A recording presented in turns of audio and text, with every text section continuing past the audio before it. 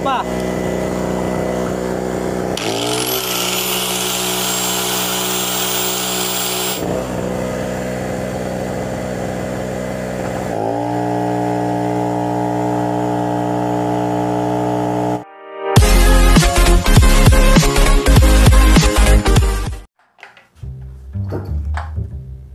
Alam nyo guys, unti-unti na kami nasasanay na walang grid. At hindi lang yun guys, importante kahit merong grid, dapat meron tayong backup na generator. Isa na dapat na kinukonsidera natin na meron sa ating bahay guys ay eto, generator. Dapat meron tayong ganito guys kasi hindi natin alam kung kailan darating ang pagsubok sa ating buhay. Malay mo, bukas paggising mo ng umaga, iba na yung kasama niya.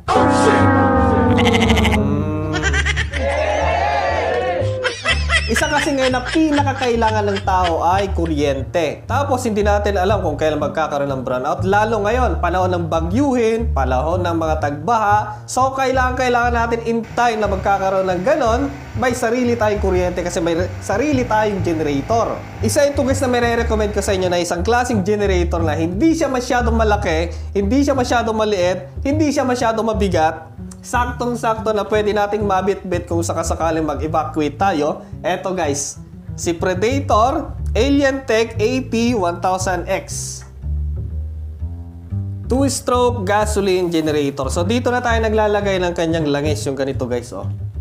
2T. Tapos meron siyang tank capacity na 4 liter. So yung full tank dito, maglalagay tayo ng, meron siyang sukatan dito. So, para maliwanag. So, yung 50 na gasolina na ganito na unleaded dito ay isang taka lang ng 2T na ganito yung ihahalo natin. Para mas madali, yung full tank na 4 liter, isang taka lang na ganito yung ihahalo natin. Para mas madali. Nandito na po yung kanyang panukat. Tapos, ang nagustuhan ko dito ay meron siyang fuel sight glass dito para hindi na natin binubuksan-buksan kasi sinubukan kong binuksan, tumatalsik yung gasolina kasi nga umaandar. So hindi na natin kailangan silip-silipin sa loob kasi meron na siya ditong fuel sight glass. So makikita natin yung level ng gasolina. Meron na rin siyang gasoline filter dito pag naglalagay tayo. So safe na safe.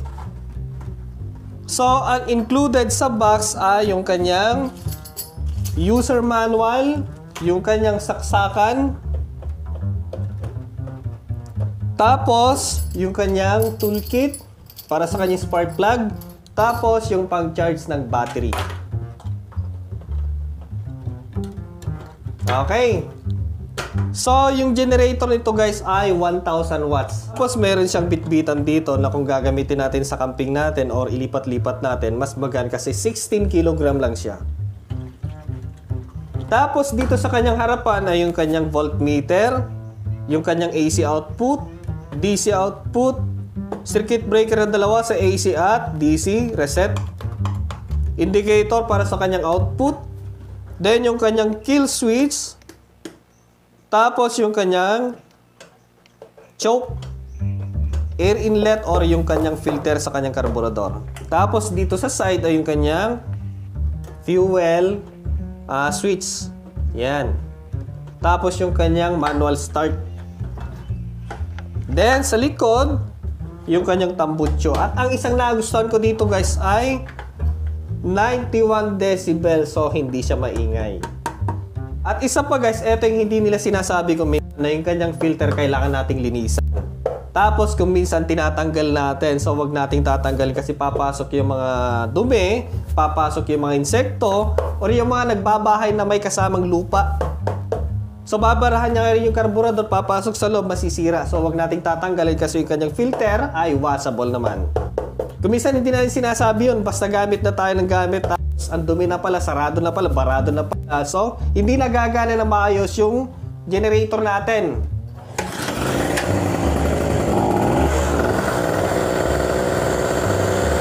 Ayos. So, hindi masyadong malakas yung kanyang tunog.